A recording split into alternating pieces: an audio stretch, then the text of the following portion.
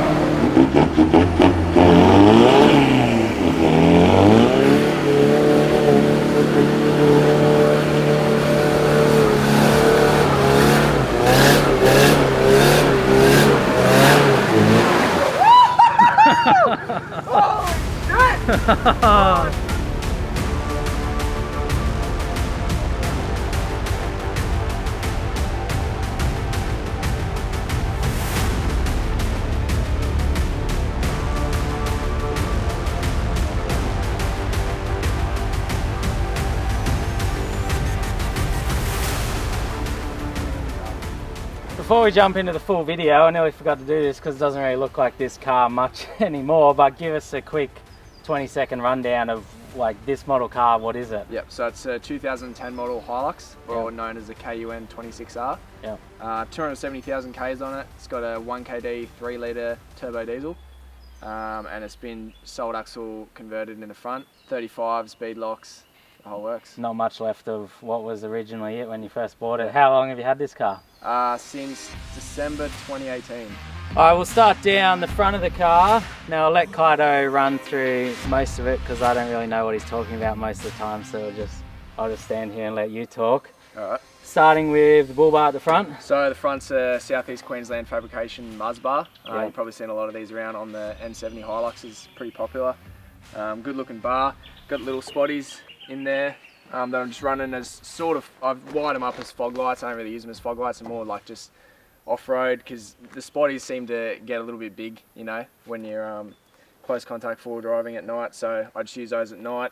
I've got a Runva 11,000 winch, I think it is, 11XP. It's just like a hook that I got from a lifting place. Because I saw that and it's got a massive like connection there, which makes it good. Yeah, so you just like unhook it like that, and you can sort of fit a lot of rope through there. I like the closed systems, they're good, but for me it was just a bit of a pain. Sometimes I get stuck, and then trying to explain to someone how to use a closed loop system, or like trying to use a real small hook was a pain. So I got that one because it's just really big and anyone can use it. You just throw it around a tree trunk and it's just find a lot easier. Just a GME, I think it's like a 6.6 dBi antenna. 9-inch spotties? Yeah, I think so, yeah. Just Turnium 9-inch spotties. Dan's Customs headlights. Yeah. So it's just like, are they the colourful ones? Yeah, so you can change the colours and that on them, which is a bit of a gimmick, but I don't know, it looks cool for photos and stuff. My old ones got full of dust and they started letting water in and stuff, so these are a full replacement.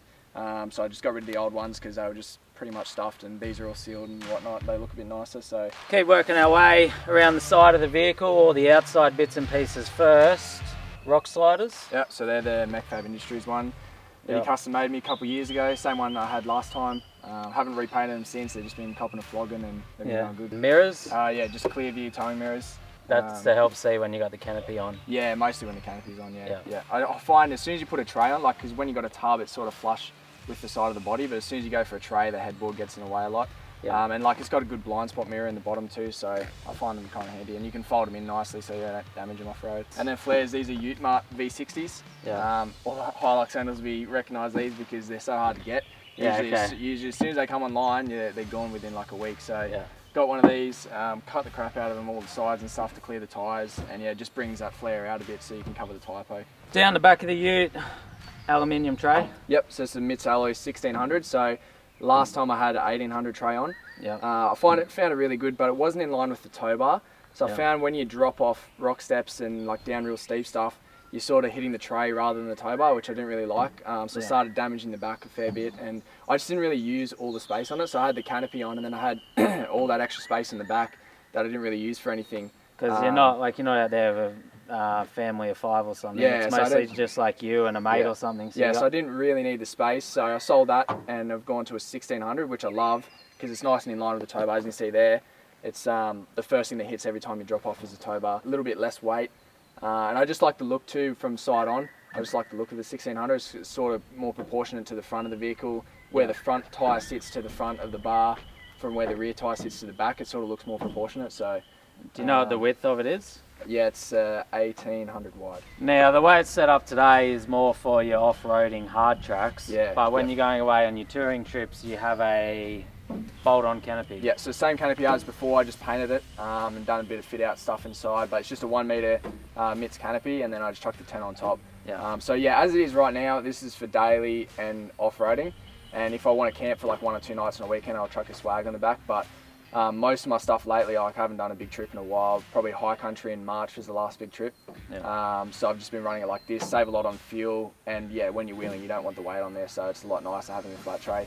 I am going to order some tray sides for this, and I'll probably put mount a space case on the back, and obviously a spare tyre. I haven't been running a spare tyre, which is a little bit dodgy, but I just haven't had time to get one organised. So I'll put a spare on the back and a space case, and I'll probably just leave it at that. Do you find it makes a massive difference on the hard tracks having your touring setup gone, your canopy and stuff like that? Yeah, it makes the biggest difference out of anything. Yeah, so you notice that immediate weight and stuff like that, body roll. Yeah, especially the most time you notice it is trying to climb rock steps. In this, getting the front up rock steps is harder than the rear. When usually it's the other way around, usually in like a wagon or a big setup on the back, you've got all the weight hanging over the rear. Yeah. But in this, like I've got to punch it half as much to get the rear up as what I do the front, so that makes a big difference. And then just underneath, I've got lift brackets on the tow bar from MechFab, so that just brings your tow bar up a little bit. Yeah, so it sits like straight in line with the chassis now. Yeah, so usually hanging down. Usually it drops down. Now I don't do any towing with this car at all. I don't intend on it. So if you're doing lots of towing with it, you probably want to leave the standard ones on there because it's down a bit lower, so you don't have to run as much of a drop hitch. But I don't do any towing with it. Occasionally I'll use it as a snatch point, but just getting it up off the ground was the main point for me. And then with this tray, does it have water or anything in it? Yep, so it's got a 60 litre, I think it is, poly water tank. Where's that? Is that up the back there? Yeah, just underneath it. So you still got water with you when you haven't got your canopy with you and stuff? Yeah. I've tried to build everything around the canopy so that it's separate from the canopy. Yeah. So the canopy is purely storage in this. So I've got all the battery setups in the back. I've got water under the tray.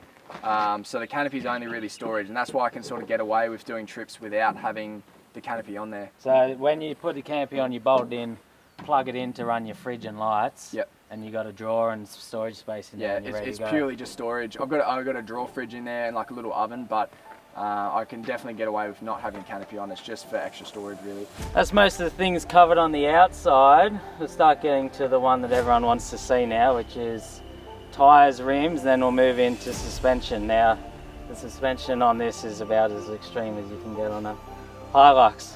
Yeah. So tyres and rims. So 35, 12.5 Dick CPEC Muddies, Yeah. and they're on DT1 beadlocks from Dirty Life. Yeah. So I didn't really know much about these tyres. It was one of the only ones that were in stock at the time that I needed some, so I just went for them, and they've been really good. Haven't had a puncture yet. They're wearing pretty decent. I'll probably put at least 20 or 30,000 on these now. And they're a 17-inch rim too. I find the 17 is a good size for the 35 because you don't have as much sidewall roll. So you get a little bit better on-road handling, and then you've still got obviously heaps there when you let them down for the sidewall bag. But now, what started as a IFS Hilux a couple of years ago is well and truly not that anymore. So you've done a solid axle swap on it. Yep. So we're running GU Patrol diffs front and rear. You'll be pretty familiar with those now. Yeah. GU steering box, and basically the whole job's been custom made by MechFab Industries in Newcastle.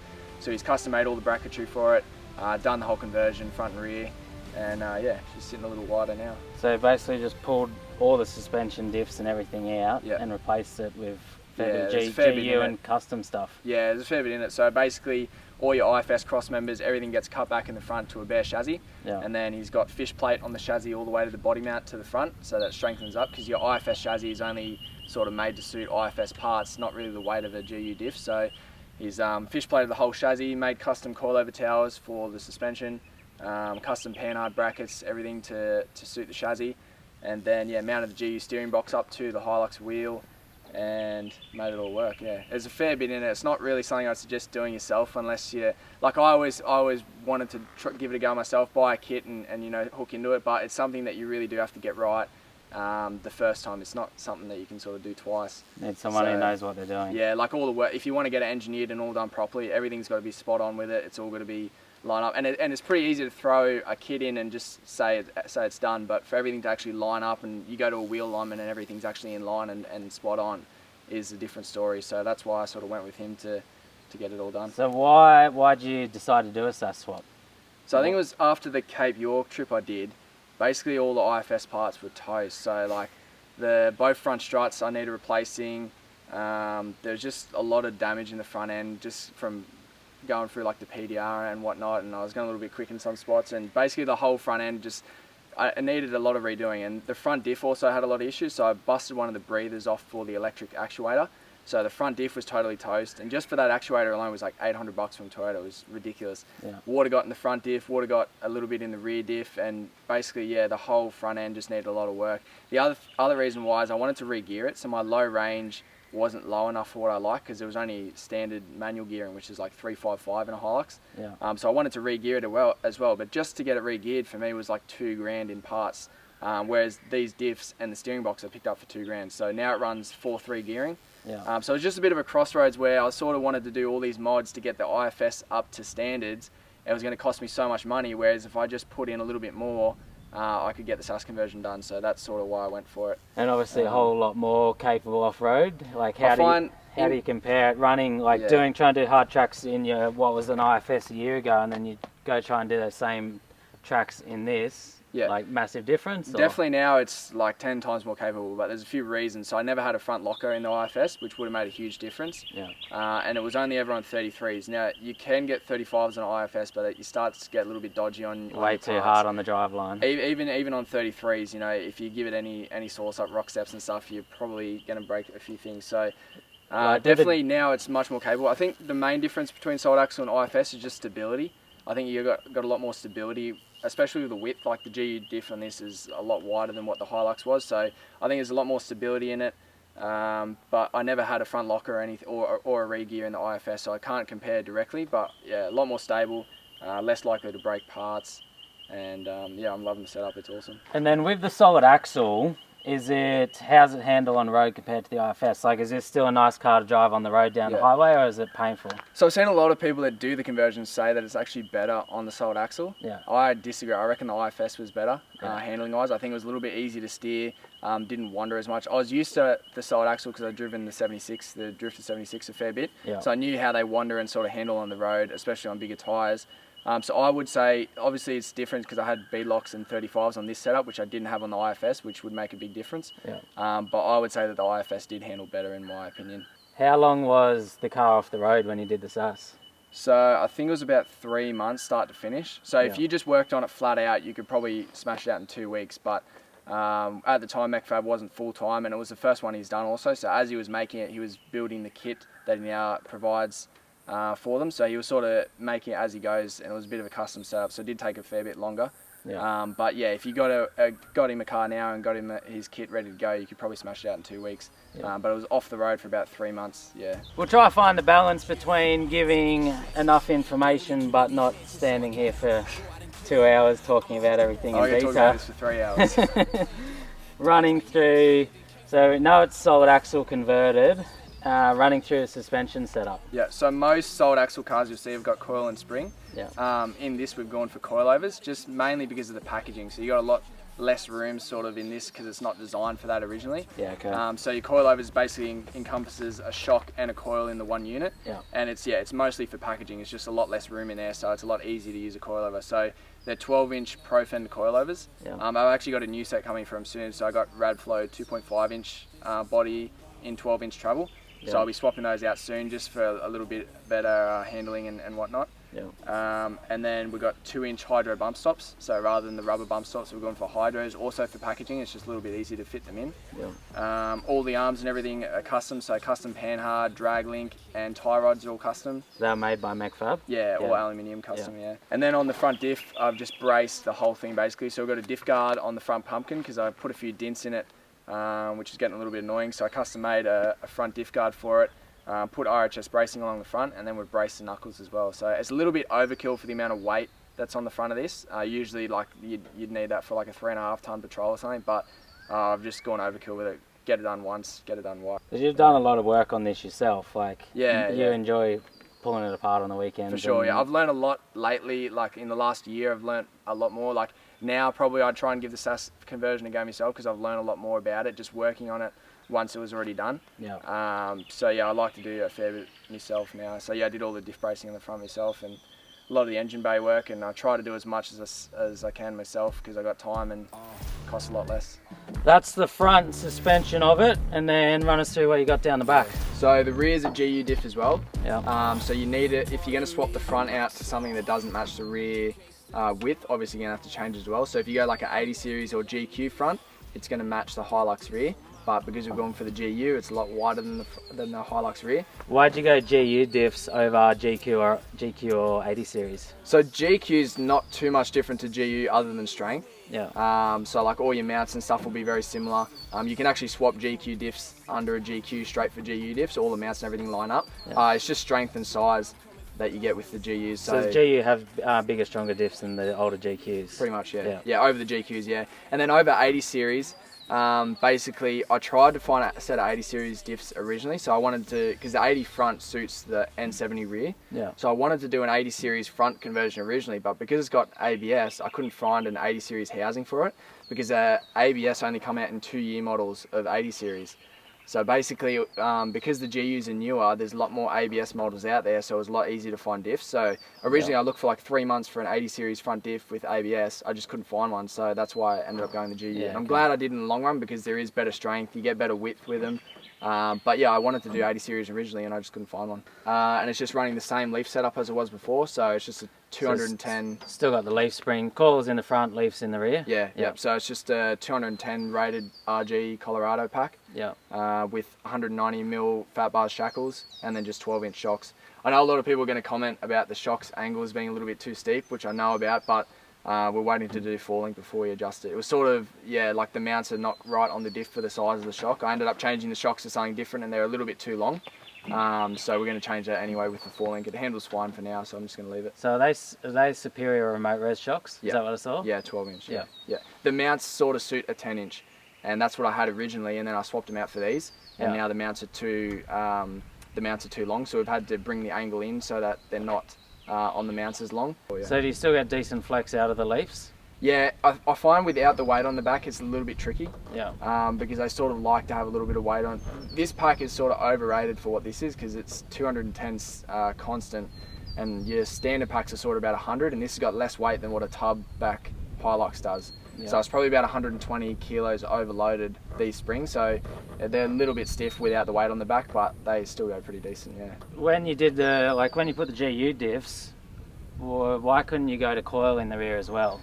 It was mainly cost and time. Like we'd already spent a fair bit of time on it, and at the time I really liked the leaf setup in the back, so I thought, we'll just chuck it in and it'll be sweet to go. So basically you just cut all the coil gear off the diff, which we'd have to do anyway because if I was going to coil it, it's going to go full-length triangulated, which you need to cut all that stuff off anyway. Because that's what I was going to say, when the GU would have come in a coil rear anyway. Yeah, so it had all the mounts and everything. So wouldn't it be easier to stick with that, or it's still easier to stick with the leaves? There's a lot more work. So basically your fuel tank you have to relocate for starters. Then you got to get a big cross member in the top for the coils, and just to do the leaf conversion, all you do is cut the mounts off the diff and then weld some leaf perches on and bolt it on. It's like really, really easy. And because all the chassis is already made to suit the leafs, you don't have to modify the chassis at all. It literally just bolts up under like a standard Hilux diff would. So if we wanted to go to coils, it's going to be a lot more work, which I'm going to do for sure eventually. I do sort of regret not doing coils at the start because at this setup right now, trying to switch between a canopy and this setup, it's just, you can never get it right.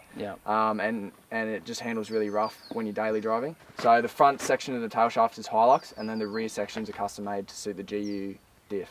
Because you need a GU you got your two tail shafts. The front one's your normal one. So the front one's actually a standard Hilux one, which seems a bit weird because you wouldn't think that the standard Hilux one for the IFS diff would suit the GU diff, but it actually does. It's just the right length and it works. So the front one is a 100% standard Hilux IFS front drive shaft, and then the rear has half of a Hilux front so that it suits the transfer case, Yeah. and then the rear section's custom made with a GU uni joint to go onto the diff. And what about the other stuff underneath? I can't remember if I mentioned this or not, but you transfer your gearbox, your things like that, are they standard Hilux Yeah, ones? so basically there's two options you can do in the SAS. You can do a flip diff, or you can keep the diff the same and you got to change the transfer. So basically a flip diff means that, like in every car, you've got a transfer drop. So either your transfer comes off to the left side or the right side off the back of the gearbox. So standard, these N70s come with a left-hand side transfer drop, but that's on the opposite side of what your diff pumpkin is. So if you look at the front of a GU, your diff pumpkin's on the right-hand side, but on a Hilux standard, you've got your transfer drop on the left-hand side. So the earlier model Hilux, which is the KZN 165, it's got the same gearbox, but the transfer drop is on the opposite side. That's just how they happen to design it. Yeah. So basically the 1KZ and the 1KD share the same block. So the 1KZ gearbox, you can bolt directly to the 1KD, but it's got transfer drop on the opposite side. Yeah. So if you don't have a SAS, then that's totally useless because your transfer drop's now on the opposite side and you don't have four-wheel drive. But in this particular case, because we're going to leave the diff without flipping it, when we want to have the pumpkin on the right-hand side, you put the earlier model Hilux gearbox in, which bolts up to the engine, and then you got transfer drop on the opposite side, and that way it lines up with the diff. Fair bit of research and background searching, and that goes into getting all this set up from various parts. And there's lots of different ways you can do it too. You can flip the diff and run a standard transfer case if you want to. I know people that have done that too. So there's a lot of different variations you can do. Yeah. That's the good thing I like about, you know, even modifying these cars and things. You know, maybe you could have just bought a GU in the first place, but modifying a car from an IFS to a SAS. Like you learn so much and you get so much enjoyment out of learning that process and being a part of it. Yeah, and the N70 is definitely the easiest to do. The most of them have been done on the N70s, and there's heaps of information. There's groups on Facebook with tons of information on them. They've got the easiest kits. So definitely if you're going to do a SAS swap, I'd say the N70 is the pick. Now the next exciting and major modifications going on this car are in the engine bay. Is this a different bonnet on this? Yeah, it's just, oh my god, I've got so many questions about this. So it's just that if you go on eBay and look up the Monkey Hilux scoop, this will come up. So it's just a fiberglass scoop. I actually put a crack in it, so like it's not the best, but yeah, you just rib nut it on, and yeah, it's the Monkey Hilux scoop on eBay. I'll probably get one glassed in properly later, like a proper 79 scoop or something, but it was just something that I bought online and thought it looked cool, and I just left it. So open it up and have a look. While you're on that, one thing I forgot to ask is the diff ratios for your GU diffs. Yeah, so these are 4.3s, which I find like it's going to be different for every car with gearbox and motor and whatnot, but this is a pretty good balance for road speed and off-road. So I've just got enough crawl speed where you know, I can sort of let the clutch out and let it do its thing, and I've got enough road speed where I can still sit on 110. So for this particular car, 4.3s suit pretty well. But it's going to be different for every car. I'm thinking about going back to 4.1s if I can get reduction gears to work. So that's maybe a question for future mods, but for right now, 4.3s is a good balance for this, yeah. Instincts going no, looking bad like a bat with an eye patch. All black through the woods with a backpack and a lit match. Spark one time, get the whole city looking like a dark shade of orange when I burn it down. What it is, what it do, whole clique getting live on the talk of the town. Let me city had a mouth and it wouldn't shut up. On a hunt for a crown when they get it, I'm a burner cause nobody. So I'll be honest, I got no idea what I'm looking at here with half of this. I can see a airbox, a second fuel filter, some shock mounts, a battery. Yeah. That's about as far as I got, so you have to run us through. It's obviously not a standard Hilux engine that originally came with it. Yeah. So all this work I've done basically in the last month. Yeah. This has only been on the road for about a week and a half as of right now, so it's been off the road for about 6 weeks. And I've been doing all this work. So basically how this started is my old turbo cracked the front compressor housing. So my old turbo was toast, needed to send it back for a rebuild. And I always wanted to change it to a wastegated setup. So your most standard 4-cylinders or most standard common rail diesels now come with a VNT turbo. If you know about turbos and stuff, you know what that means. But basically they come with a VNT, and I wanted to change to a different type, which is called a gated turbo. I always wanted to do it, and because this one had shut itself, basically I thought now was a good time to do it. So what's the difference? Like why do the change? So basically a gated turbo controls the boost with a wastegate. It's a bit of an old school style, like all your old 1HDTs and FTs and your old school diesels all run gated. The new school diesels all run VNT, which is supposed to be better with like small capacity motors on getting on boost quicker and having better response.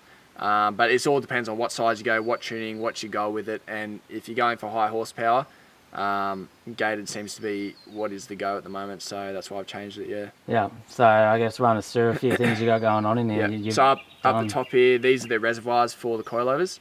You'll notice too that these coilover towers stick a fair way through the bay, which is something that takes a lot of work to get right. MechFab worked on that a lot, is getting that distance right so that you're not obstructing anything in the engine bay, but you've still got as much up travel as possible. Yeah.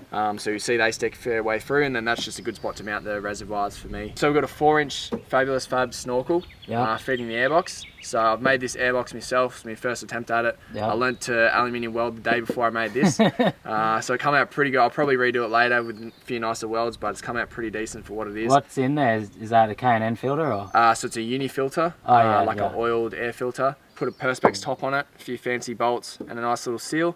Going for the blue and silver thing? Yeah, because these were blue already, and the coilovers were, and a few other things I had in here, I've just sort of kept the blue theme. Yeah. So yeah, out of the airbox, uni filter, gone into a in-house fabrications inline MAF sensor holder. Yeah. So people that are familiar with Hiluxes will know that the MAF sensor is in a plastic unit in the standard setup.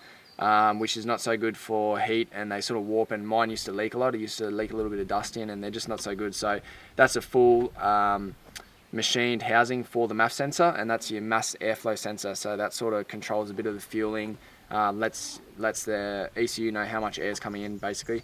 So I've custom made this intake pipe to the turbo. So this is a Garrett turbo. I won't go too many details on the turbo itself because I don't want people going out and buying one and thinking that they can just slap it on, it's going to work. So the best way to pick a turbo setup for your setup is go and find a tuner that's near you, someone that you know is reliable, someone that's in your area so that if anything goes wrong, you can go back and see them.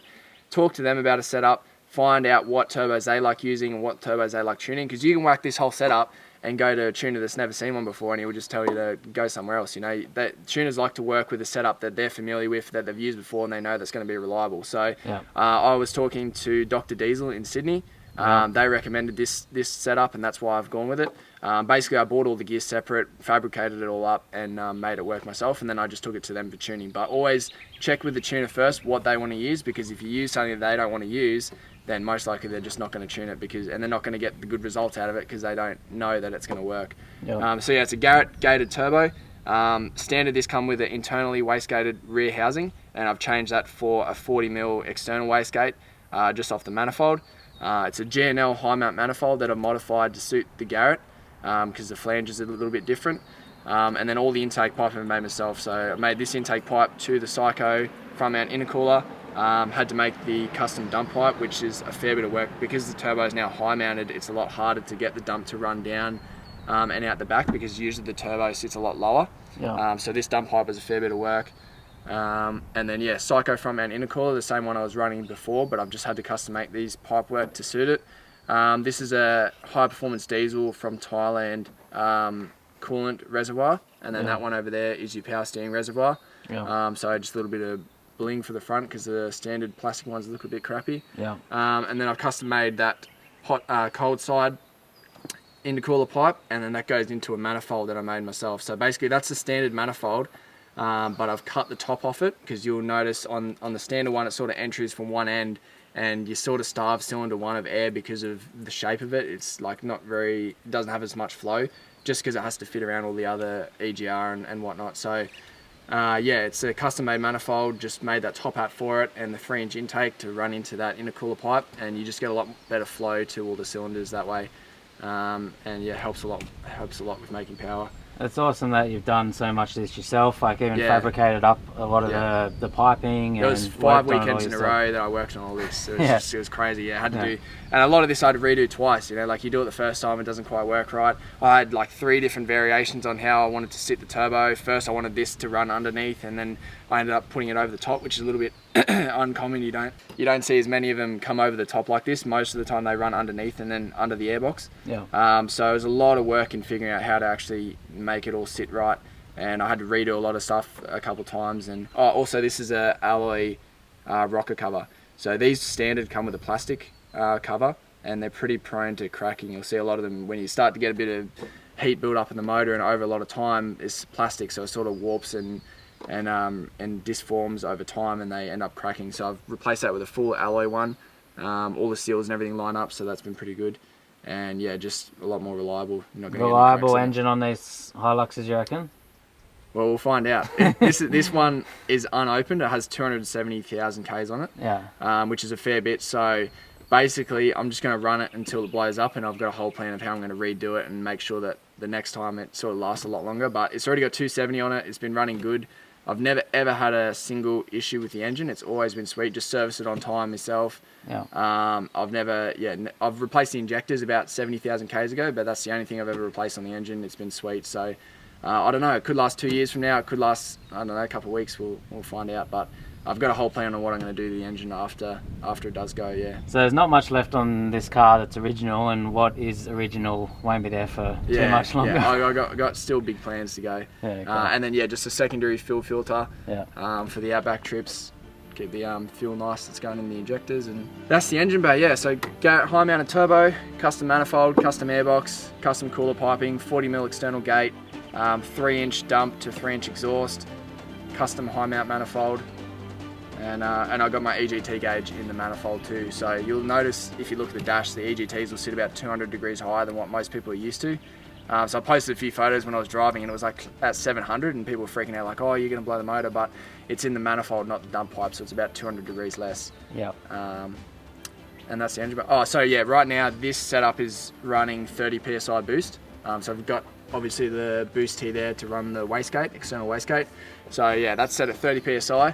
And on this setup, on 35s, on a rolling dyno, it makes 240 horsepower and 650 newton meters. Yeah, because that's what I was going to ask you, because you just got it tuned recently, and those your figures that came back. Yep. So it's tuned with an ECU shop MMKD piggyback module for the ECU. And yeah, at the wheels on 35s, it makes 240 and 650, which is pretty decent for this size motor on 35s. So most people dyno on 33s or 31s, because figures is like a big debate in the four-drive world. Everyone wants to get the biggest figures, where I didn't really care. I just brought it in as it's going to be daily driven, which is on 35s, and that's what it made on 30 PSI, which is fairly, for this sort of motor, it's fairly low, 30 PSI, to be making that sort of power.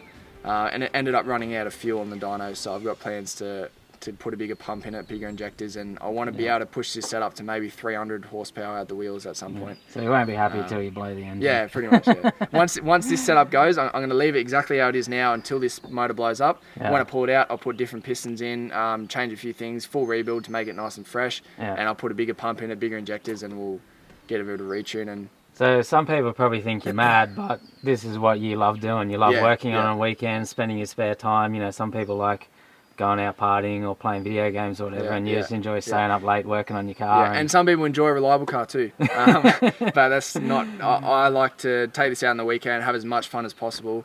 It used to be a bit of a tourer, like the last video we did, this was a full touring setup basically. Like I was on my way to Cape York at the time, I think, or I just got back.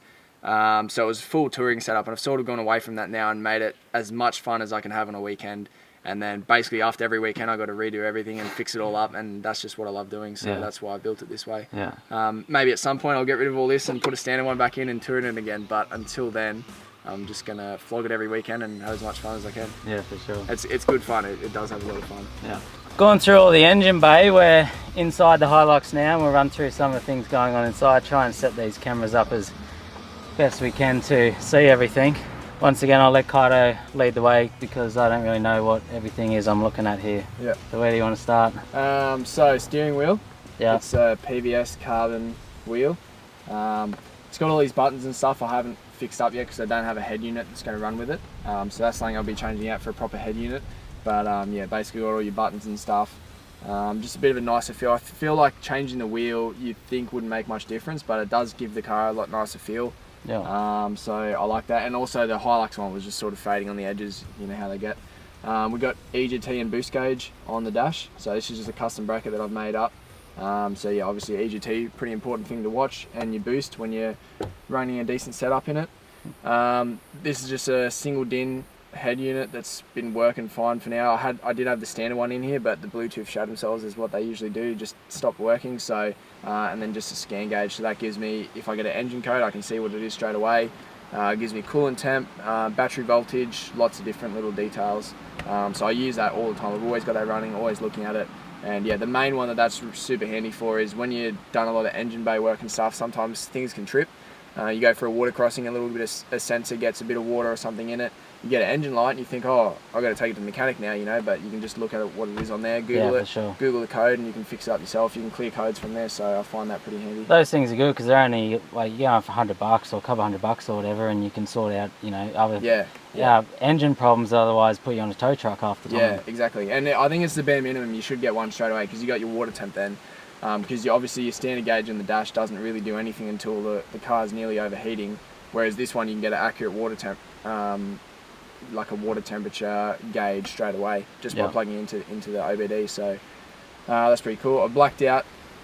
Something I probably a little bit regret is trying to black out all the interior. I just thought it'd be something cool, which it was, but it was just a lot of work, and it gets a little bit dusty and whatnot now, and it's easy to scratch. But blacked out the bottom half of the doors. I'm going to do the door cards. This looks a little bit dodgy for now. It just kept falling down, and it was really annoying me when I was driving, so I just ended up ripping it off. But you got a mirror over there in pieces, door in pieces. I've got this whole side of the car is a bit rough. I've got a new mirror coming for that, so that's all good.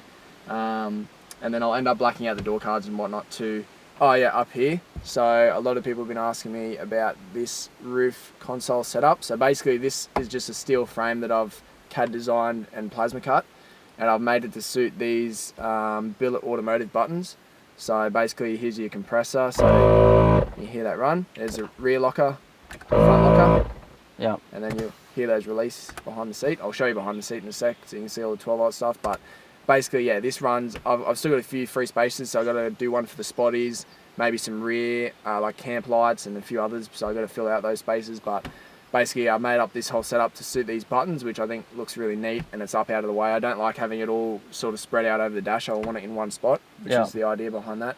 And then, yeah, just a battery monitor for the lithium battery in the back. So you can just see what's going in, what's going out, how much power it's using, all that. So that was one thing we didn't talk about earlier was lockers. So your GU diffs are twin locked. Yep, twin locked with ARB air lockers. Yeah, ARB air lockers front and rear, and twin ARB air compressor behind the seat. Yep. Yep. Yep. And so all my 12 volts all in the cab, nothing was in the canopy. Yeah, and you got rock lights there too? Yeah, so just hit that, rock lights are on, because I just had switches all over the dash in different spots, because you don't have a lot of option in the Hilux to sort of put everything in one spot. There was a sunnies holder up here, which I used to always have the sunnies on my head, never in the holder, so I didn't really need it. Yeah. So I just got rid of that, made this little box up, and yeah, houses all the switches, looks pretty neat. So. Yeah, awesome. GME radio? Yeah, yep. That's just teed up. It's a XRS one, teed up to the antenna on the bull bar. Oh, and then in here, that's the ECU for the tuning. Yeah, okay. So basically that's a piggyback ECU that gives you more control over how you can tune the engine. It's by ECU Shop. So it's basically just a tool that the tuners use to be able to tune the engine better. Yeah. That's as far as I know about it. Yeah, awesome. And that gives you a few selectable tunes too, so you can hit the button on there and change between 3 tunes. So you've got a standard tune, so it won't run any more boost than what your standard motor will. Then you've got like a towing tune, so they basically pull the fuel out of it so it doesn't get as hot. And then you've got your maxed out tune. Yeah, okay. So I haven't really driven the other 2 tunes. I've driven the shit out of the max tune. Yeah, and you got all the gauges in here for when you blow up the engine, you know it's about to happen. Yeah. When you see something go through the bonnet and it lands on the road in front of you, then you know something's gone wrong. Oh, and then a few sockets down here. Oh, yeah. So they all run off the second battery. I found something that really annoyed me before was you put your phone on charge at camp, you turn your car off, and then it doesn't charge anymore, and it's all running off the start battery. So all those are wired up to the second battery, so you can plug that in with the key out of the car, and you've always got power in the front, which I really like. And then just little things, grab handles and stuff on the sides here. Yeah. New seats? Yeah. Oh yeah, the seats. So main thing of the whole interior, I nearly missed it.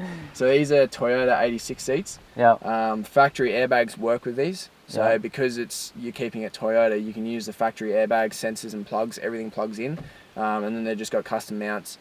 So these are not engineered yet, but when I re-engineer the car, I will be getting these engineered because they are able to be engineered because all the airbags and everything work with them. So just for more comfort? Yeah. And they are more comfortable? Yeah, way better. Yeah, you get a little bit more adjustment, so you can adjust like sort of the height of them as well as your backrest and front and back. The sides, they're just super comfy. The sides hold you in really nice. They sit a little bit lower than the Hilux seats, which I like, because I didn't like being really up high, because you couldn't adjust the height of the Hilux seats, whereas these you can pump it up and down. So yeah, just comfortability. I like the look of them. The black leather stitching looks pretty cool. They do look much better than your factory ones. And they're easy conversion. They bolt in, and all your plugs and everything line straight up. So awesome. They're really nice upgrade for the N70. It just gives the whole car a totally different feel. Oh, and in the cab I've fully sound deadened it too. Oh yeah. Every single spot you can put sound deadening, there's sound deadening in it. And does that make much of a difference? Yeah, huge, yeah. So the whole floor's been done, the firewall, the roof, all 4 doors, back wall, like yeah, the insides of the doors, the whole firewall all the way up to the windscreen. Basically the whole tunnel floor everywhere that you can fit it. I've fitted Dynamite in there. So you don't notice it. I drive with the window down a lot, which kind of makes no difference with the sound deadening, which is kind of stupid. But every time you put the window up, there's just not a single noise comes through. It's really good. Yeah. It makes a huge difference, especially when you're running a lot of different engine bay mods and stuff. You get a lot of rattles and just annoying sounds from the engine bay. I really didn't like. So I just wanted to block all that out. So I did lots and lots of it on the firewall, and it sort of makes it a lot nicer in here when you're driving. Yeah. Sweet. But then I put the window down anyway, and it doesn't really get much difference. We did all the front in there, and then in behind the back seat, there's a whole heap going on here, so better run us through that. Yeah, so I wanted to keep the back seats. I did run a sort of a false floor in it before, and just put gear and storage in there, but I just found it always a pain when you're trying to take mates out wheeling and stuff. I just always really wanted to keep the back seat, which is a lot of work trying to make everything sort of fit around it and still be practical, and I've managed to sort of do that. But yeah, back seats is something I definitely wanted to keep in. That was the whole idea behind keeping the dual cab, was so that I could have back seats. So I've sort of made everything fit around it. So all my 12 volt, everything is all behind and underneath this seat. Yeah. So I've done a little bit of a mod. You can cut the bracket a little bit on these the back seat mounts so that you can fold them forward. So basically lift this up, bring this forward. Oh wow. And that's all your gear there. So yeah, starting on this side, kick a 12-inch sub. It was actually a week after I got off my P's. I got my blacks, and then I got this, which is usually the opposite way. You get this on your P's, and then as soon as you get your blacks, you get rid of it. But yeah, 12-inch sub. I really like that on the longer trips and stuff. It makes such a difference. If you unplug this for a bit and go without it, it's crazy how much difference it makes. Once you plug it back in, it's nuts. So good sound. Yeah, and I've managed to fit that in behind here, so it doesn't obstruct anything, which is pretty cool. Yep. So that's just mounted to the rear wall. 800 watt amp hooked up to it. I'm not really a sound guru. I got a mate to sort out all the amp and whatnot to make it work, so he's fixed that up all for me. So yeah, 800 watt amp. Also, the other mod I've done is the radio system off this. All the speakers run off the second battery, so basically I can stop the car, take the key out, and still play music with it, because I like to play music at camp and stuff, and then you don't want to flatten your battery obviously, and also I don't want to have to leave my key in turned on and play music and say in case someone jumps in and starts it up or something like that. So I can have the key completely out and run the factory or the front radio and all the factory speakers off this second battery, so it doesn't take any of your power away. That's awesome. So yeah, 800 watt amp. This is a 125 Safari lithium battery, which fits in there nice and gives you heaps of power. Lightweight too, which is the idea behind lithium. And then we've got the ARB twin compressor, and then that's your locker module. So there's your front and rear lockers there. All the lines and everything goes out a bung through the back of the cab. I use it to air up as well, so just fold this seat down. I usually have like a hose set up and that in the back here, just plug it in and you can air up with that. And then next to that we've got the battery monitor stuff for that front screen. So that's your shunt that basically does all the measuring and whatnot.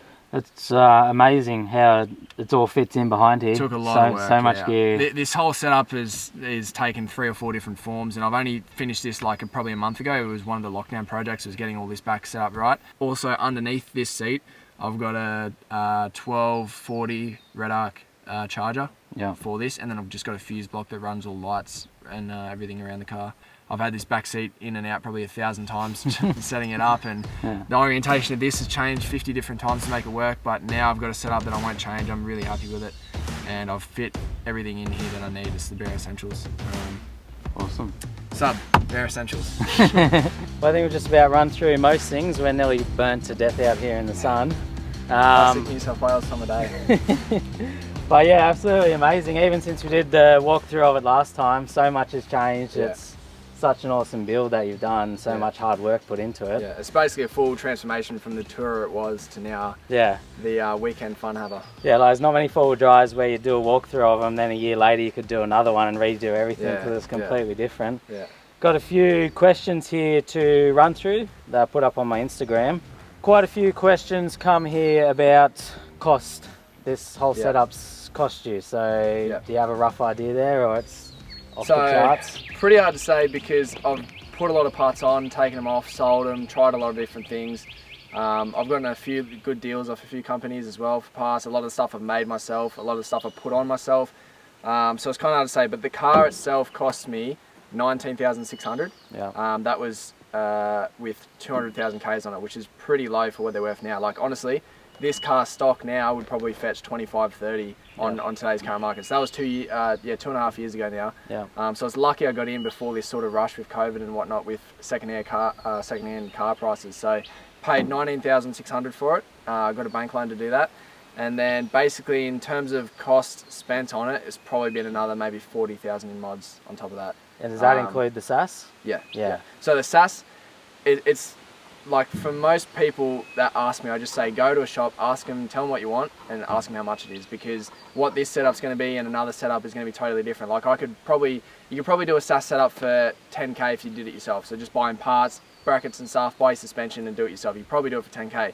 The most you could spend on it is probably 30 or 40K. Yeah. So this exact setup that I did right here cost me 15,000. Yeah. So that's engineered, everything done. But that was when Macfab did the first one, so he did it a fair bit cheaper because he obviously had to have the car a lot longer so that he could make the kit for it, that he could then on-sell to Solid Axle Swap other N70s. So he gave me a good price on that. I got a lot of good prices on the parts and whatnot. The engineering itself was about $3 grand, so it's a cost pretty much flat rate to engineer a SAS in New South Wales. It's going to be around $3 to $5 grand, depending on if you partner up with another person that's doing it at the same time, etc. Yeah. But around 3 to 5 for engineering. It was at least 10K in parts, so yeah, it cost me about 15 total. So and that so the car is engineered and road legal. Yep, as it is now. Yeah. Is there much work involved in that, or? Taking it to engineer and letting them. I'm not too clear on all that sort of stuff. That's why you pay an engineer to do it, so they sorted it out. Yeah, so about 60 grand so put into it. When you think about it, that is excessive. Yeah. It is a lot, but still cheaper than a new Land Cruiser. Yeah, that's my point I'm getting to. So I don't do anything else. I used to have motorbikes. I sold all those for parts. Yeah. I used to ride mountain bikes. I sold all those for parts. So this is the only thing I put my money into. It's the only thing I do on the weekend. It's the only thing I work on and the only thing I drive. It is the daily driver as well. Yeah. But if you look at it, if you wanted to buy a brand new N80 right now, well, you're waiting 6 months and it's around the 60K mark. The other thing with that is like 60 grand isn't even that much. Like I've just bought the second-hand Patrol, which I paid 28K for, and I've been heavy getting mods for it, and I'm already nearly up to 30 grand in mods. So there's 60 grand. That's nothing like this is like what I've got for that. So yeah. A few questions here about future mods. Are you finished with this car, or I think we already know the answer based on what you said earlier. You still got more things coming for it? So I definitely want to keep this car. It was my first car. It was the first car I ever bought. So that sentimental value, I definitely want to keep it. Plus all the work and stuff I put into it, all the hours at night, every weekend and every weeknight, flogging away it and swapping parts and fixing it up. So I definitely want to keep it long term. And if I'm going to keep it long term, I'm going to have to keep modifying it because otherwise I'll get bored. So for the rear, definitely want to go a 4-link. Coil converted rear, probably on coilovers. We'll see about that, maybe coil and spring or airbag. There's a few different options there, but definitely 4-link the rear. Bigger fuel tank. The fuel capacity is not that much. I think it's only about 76 litres on the standard, so I want to maybe fit like 120 litre in this rear section. I was talking earlier about the weight, having not so much weight over the rear is a bit of a disadvantage, so I want to rear mount the tank where your standard tyre mount goes, in behind the tow bar, to get a bit more weight back. So yeah, tank conversion, 4-link. Once the motor goes, I definitely want to wind that up a bit more once I rebuild it. So rebuild once you blow that up. Yeah, so I want to try and, the goal for this is 300 at the wheels on 35. So it's 240 now. I think the turbo's got in it. We just need a lot more fuel. So a few more engine mods, and maybe I might step up to a set of 37s for off-road only. So I'll put 37s on these rims, and then I'll daily on a set of 35 Steelies, and just use the 37s for off-road. And the other thing I've got to work out is the gearbox. I nearly missed this event because of the gearbox playing up. So right now, the standard Hilux gearboxes, they come with a R151 or an R151F, which is a fairly weak gear set when you're running a diesel. So there's a lot of American people that might be watching this and they run them in the petrols and they can run like 500 or 600 horsepower fairly reliably, but the diesels make a lot of torque down low, which is what kills the gearboxes. So this is making 650 Newton meters on 35s from 2000 RPM. And when you're making all that torque down low and it builds up super quick, that's when you're on big tires, that's when you sort of start to do diffs and gearboxes. So the gearbox is a massive weak link at this in the moment. So basically 2 days after I got it tuned, I did the first box. First gear stopped engaging and fifth gear stopped engaging, so I can fix that up, but basically the gearbox was unusable, so I've had to swap that out for a new one. I did that last night, sat up until 1 AM swapping that out in the shed. So the gearbox is a big weak link in this at the moment. So the plan for that is either an RC Colorado gearbox, which is they're good for about 300 to 400 horsepower. Fairly similar size, so it'll be the easiest conversion because the size of the gearbox is very similar. It's also an Assen gearbox, the same brand as what this gearbox is, so the adapters and stuff will be a fair bit easier. So it's either that or I want to run a GU Patrol box and keep all GU driveline, which that'll be a lot more work. I'll need custom adapters, I'll need to cut the floor pan out to make it fit. But the main advantage with the GU box is I can run reduction gears, which is definitely something I want to do in this. So, and I guess arguably sort of one of the strongest you're going to get. For sure, yeah. In a like a full drive gearbox, basically the GU is as good as you're going to get. The RC you can't run reductions in, so I could do all that work and then still not get reduction gears. So probably if I do gearbox convert this, it's going to be a manual with reduction gears, and it'll be a GU box. The reason I don't want to go auto is I just always have driven manuals, never really had an auto. I've driven like even manualized ratchet shifter autos, and I just don't like it. I don't like the feel of them. I just like to have the manual. And then there's a few other questions come through here about why put all this work into a Hilux solid axle swapping when you could have just bought a GQ 80 series to begin with. So there's really only one reason, and that's because it's a dual cab. I always wanted a dual cab, always wanted a ute, and I definitely don't want a single cab. I love having back seats. So I definitely didn't want a single cab. Always wanted a dual cab, but if you look at the market, there's really nothing that's dual cab and solid axle front other than the 79. And that's actually not even a year after I bought this. The plan was to sell it and get a 79. So the biggest loan I could get on my first loan was 20k, which is obviously not enough for a 79. So the plan was to keep this, sell it, get a 40k loan, and then get a single cab 79. But I just couldn't get over the fact from going from a dual cab to a single, I didn't want to do it. So if you look at my other options would be GQ 80 series or GU, and then chop it and put a small extension in it and then make it a dual cab. But at that point, you're really spending as much as what this would be to SAS convert it. So it's either way, whichever way you go, it's same really. And also this, as it sits right now, this is 2.5 tonne.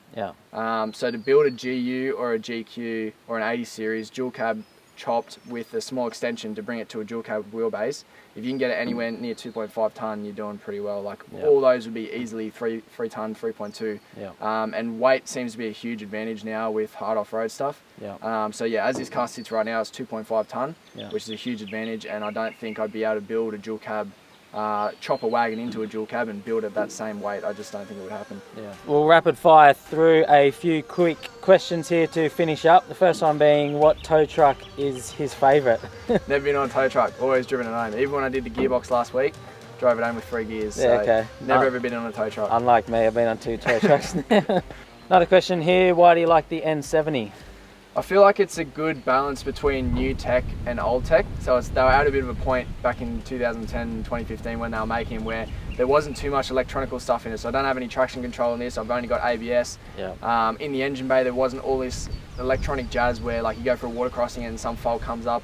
I feel like it was at a point where they didn't have too much of the new jazz, but it was comfortable enough where you still got nice aircon, the dash still looks nice, everything works nicely, and it's not too old. You find with older vehicles, like an 80 series or something, you're always chasing small little issues because it's like a 20 or 30 year old vehicle, whereas this is only, what? 11 years old. 11 years old. So you're not sort of chasing all those niggling issues that you get with having an older vehicle, but you don't have all the new school tech, which is something I don't really like.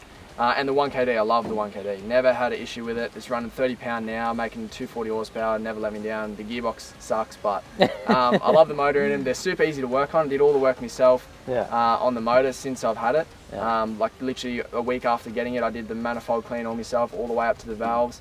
So I just find they're a really easy motor to work on, especially being a straight 4. There's not much in the way. It's really easy. You got intake one side, exhaust the other. Everything sort of is really self-explanatory. So I just like the Hilux. It's easy to work on and you don't have the electronic crap. Another question here, how many times have you been pulled over?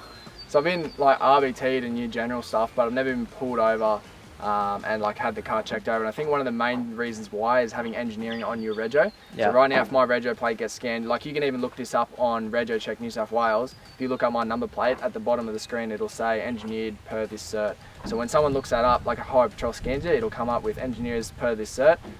So if you see a heavily modified car and it doesn't come up with that when you scan the rego, then it's a higher chance that you're going to get a defect out of them. Whereas with mine, when you scan that and it comes up with engineering, it's going to be basically an arguing contest of if my engineering is correct and if they're correct.